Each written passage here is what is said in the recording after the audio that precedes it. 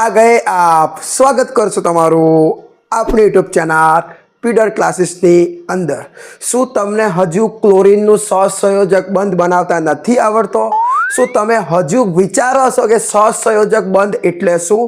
આ વિડીયોના એન્ડ સુધી બન્યા રહો, તમને ક્લોરીન નહીં પણ દરેકે દરેક અણુનું સહસંયોજક બંધ બનાવતા આવડી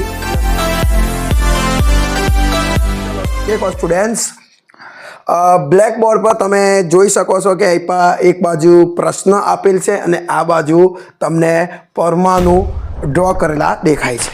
ઓકે સ્ટુડન્ટ્સ, એક મેં લાસ્ટ વિડીયો બનાવ્યો છે, એ વિડીયોની અંદર મેં તમને સમજાવ્યું કે સહસંયોજક બંધ કેવી રીતે બને, ઇલેક્ટ્રોન કેવી રીતે મેળવી શકાય, કેવી રીતે ગુમાવી શકાય, ભાગીદારી એટલે શું, પછી પરમાણુ સ્થાયી કેવી રીતે થઈ શકે, આ બધું જ મેં એમાં સમજાવ્યું છે। અને એની અંદર મેં તમને હાઇડ્રોજન પરમાણુ પણ બનાવતા શીખવાડ્યું, ઓક્સિજન પરમાણુ પણ બનાવતા શીખવાડ્યું અને નાઇટ્રોજન પણ શીખવાડ્યો છે, બરાબર। તો આ વિડીયોની અંદર આપણે ક્લોરીન દેખવાનું છે। તો જુઓ, એક્ઝામની અંદર તમને આવો પ્રશ્ન પૂછાશે કે ક્લોરીન એટલે કે Cl2 અણુમાં સહસંયોજક બંધ સમજાવો। સહસંયોજક બંધ વિદ્યાર્થી મિત્રો એને કહેવાય કે જ્યારે કોઈ પરમાણુ પોતાના જેવા બીજા જ પરમાણુ સાથે ઇલેક્ટ્રોનની ભાગીદારી કરે ને ત્યારે જે બંધ બને ને એ બંધને સહસંયોજક બંધ કહેવાય। શું કહેવાય? સહસંયોજક બંધ કહેવામાં આવે છે। એક્ઝામ્પલ તરીકે એક હાઇડ્રોજન લઈ લો અને એ હાઇડ્રોજન બીજા હાઇડ્રોજન સાથે એક ઇલેક્ટ્રોનની ભાગીદારી કરે તો એમની વચ્ચે જે બંધ બનશે એ બંધને કહેવામાં આવે સહસંયોજક બંધ। અહીંયા એક સહસંયોજક બંધ છે એવું તમે કહી શકો।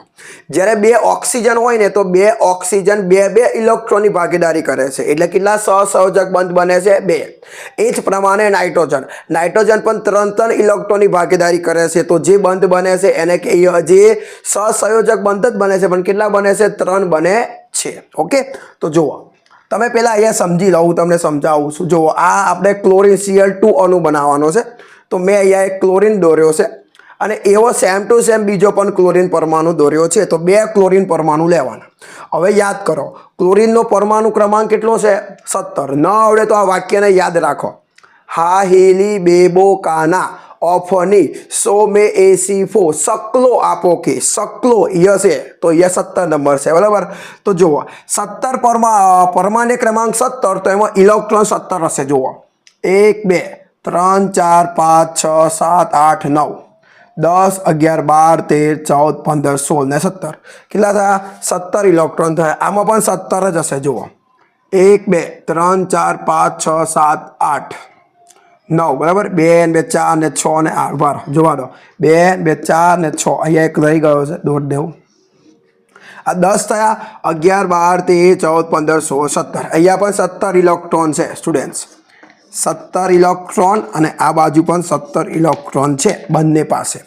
હવે તમને ખ્યાલ હોવો જોઈએ કે સ્ટુડન્ટ જ્યાં પ્રથમ કક્ષા હોય ને એને કે કક્ષા કહેવાય, જ્યાં સેકન્ડ જે બીજા નંબરની આવે એને કહેવાય એલ કક્ષા અને ત્યારબાદ જે આવે એને કહેવામાં આવે એમ કક્ષા અને એના પછી જે આવે જે ઓલરેડી નથી એને કહેવામાં આવે એન કક્ષા। ઓકે, તો 4 કક્ષા હોય, કે એલ એમ અને એન। હવે યાદ રાખો, આપણા ઘરે કોઈ મહેમાન આવે ને તો આપણા ઘરે કોઈ રૂમ હોય ને તો એ રૂમની પરિસ્થિતિ એવી હોય કે એ રૂમમાં મિનિમમ 2 વ્યક્તિ રહી શકે, ત્રીજો રહી શકે ના, 2 જ વ્યક્તિ રહી શકે।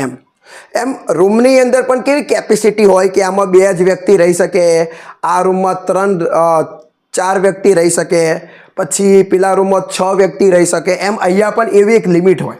આજે પ્રથમ કક્ષા છે જેને કે કહેવાય તો કે કક્ષામાં 2 ઇલેક્ટ્રોન ભરાય મિનિમમ, તમે 2 જ ભરી શકો, 3 ભરી શકતા નથી। પછી એલ, તો એલ કક્ષામાં કેટલા ભરી શકો? 8 જ, 9 ભરી શકતા નથી। પછી એમમાં પણ કેટલા ભરી શકો? 8 જ, 9 ભરી શકતા નથી। બસ બધે 8 8 8નો જ વારો છે એટલે વાંધો નહીં, બરાબર। તો જુઓ સ્ટુડન્ટ્સ, હવે આની પહેલી કક્ષામાં 2 ઇલેક્ટ્રોન છે, જોઈ લો, 1 2, પછી એટલે કે કક્ષામાં 2, એલ કક્ષા 1 2 3 4 5 6 7 8 તો એલ કક્ષામાં કેટલા હશે?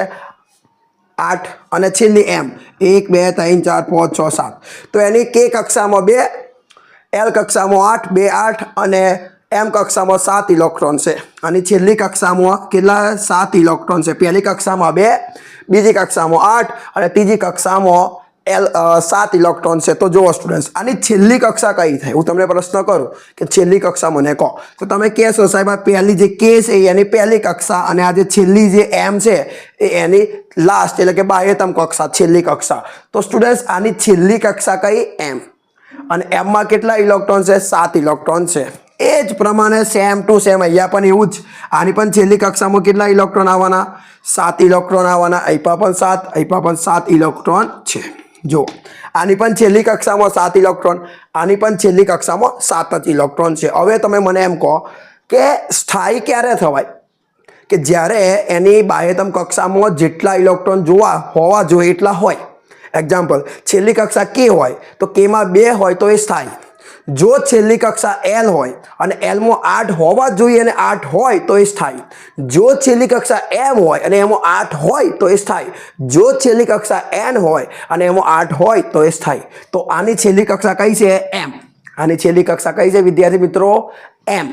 હા, તો એમમાં કેટલા હોવા જોઈએ? 8 હોવા જોઈએ. અને આની પાસે છે કેટલા? 7. એટલે 1 નથી. ડન. એ પ્રમાણે આની પણ છેલ્લી કક્ષા કઈ? એમ. જોઈએ કેટલા? 8 છે કેટલા? 7. એટલે તો આ સ્થાયી નહીં. એટલે સૈનિકની જેમ કામ કરશે, સૈનિકની જેમ બધું ગધા મજૂરી કરવી પડે, એને બધું જ કરવી પડે. જેમ રાજા હોય તો રાજા હુકમ કરે તો સૈનિકને બધું જ કરવું પડે.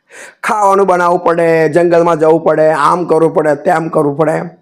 એમાં હવે આ રાજા નહીં, 7 લઈને બેર્યા છે એટલે બધું જ કરવું પડે. કોઈ પણ સાથે પ્રક્રિયા કરવી પડે. હાઇડ્રોજન સાથે જોડાવવું પડે, સોડિયમ સાથે જોડાવવું પડે, મેગ્નેશિયમ સાથે જોડાવવું પડે. કેમ કે એ ઓલરેડી સ્થાયી નથી. કેમ કે 7 છે. 8 હોત તો મજા આવી જાય, પણ 8 નહીં. તો આપણે 8 કરવાના છે. આપણે કરવાનું એ શું ખબર છે? કે આની છેલ્લી કક્ષામાં 7 ઇલેક્ટ્રોન છે, આની પણ 7 જ છે. તો આપણે એવો કંઈક કરવાનું કે એમાં બંનેમાં 8 થઈ જાય, આમાં પણ 8 થઈ જાય, આમાં પણ 8 થઈ જાય, એટલે કામ તમામ થઈ જાય. તો જુઓ, એના માટે તો ઇલેક્ટ્રોનની ભાગીદારી થાય સ્ટુડન્ટ્સ. ભાગીદારી ન ખબર પડે તો એ વિડીયો એકવાર જોઈ લો. એ વિડીયોની ડિસ્ક્રિપ્શનમાં લિંક મૂકી દઈશ, તમે જોઈ લેજો. બધું જ છે એકદમ કમ્પ્લીટ, દે ધનાધન જબરદસ્ત તાકાતથી. બસ તમે વિડીયો જોવો, સપોર્ટ કરતા રહો અને મસ્ત રીતે ભણતા રહેજો. તો જુઓ, આની છેલ્લી કક્ષામાં 7 છે. હવે ઓલરેડી મેં આ 2 દોરી દીધું છે. આ જે છે એ જ છે અને આ જે છે એ જ છે. હવે ભાગીદારીનો મતલબ શું થાય સ્ટુડન્ટ્સ? જુઓ, આ મારી જોડે વોચ છે. વોચ.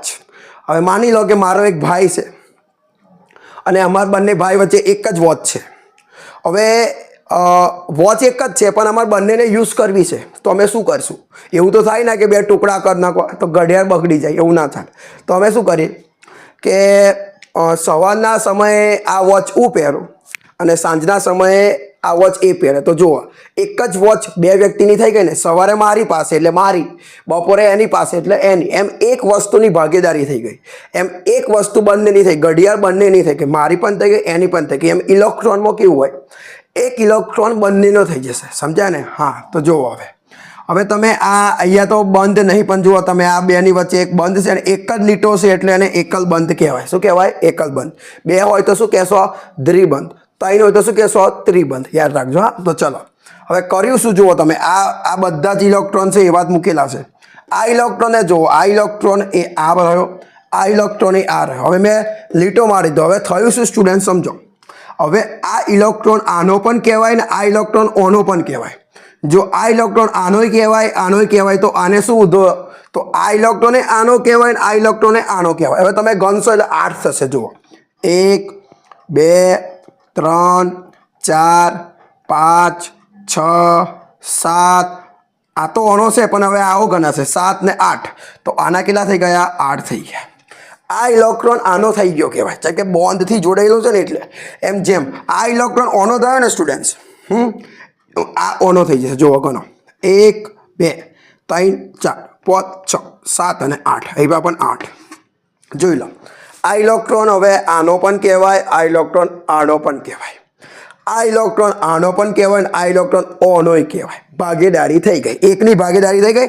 આ બંનેનો થઈ ગયો, આ પણ બંનેનો થઈ ગયો. તો આ રીતે સ્ટુડન્ટ Cl2 પરમાણુ બને છે, Cl2 અણુ બને છે આ રીતે. બરાબર. હવે પ્રશ્નમાં તમારે લખવું પડે. જુઓ, પરીક્ષાની અંદર પ્રશ્ન પૂછાય તમે ખાલી આટલું લખીને આવો તો તમને માર્ક્સ નહીં મળે.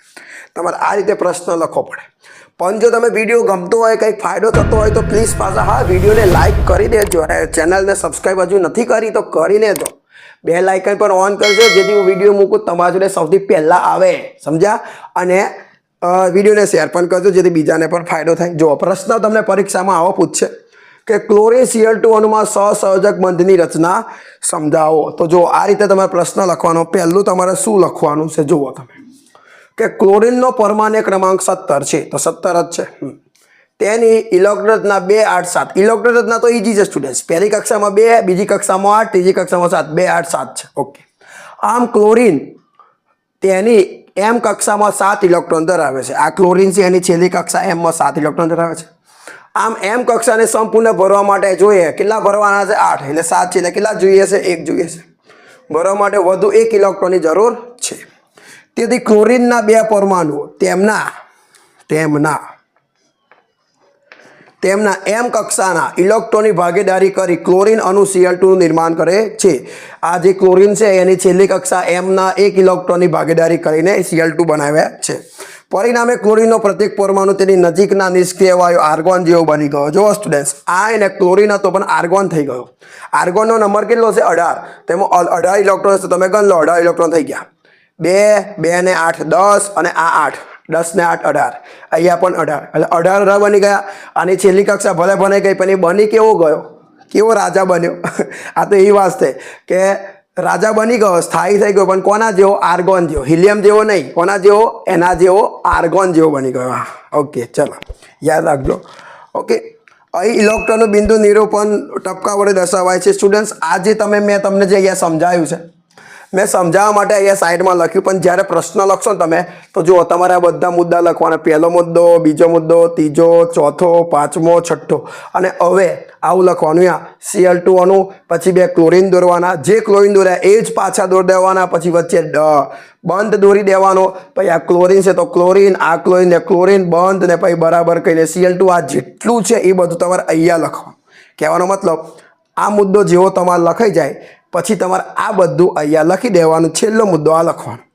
Cl2 અણુમાં ભાગીદારી પામેલા ઇલેક્ટ્રોન 2 ક્લોરીન પરમાણુ વચ્ચે એકલ બંધ. એકલ જ બંધ છે ને, દ્વિબંધ તો છે નહીં. કેટલા બંધ છે?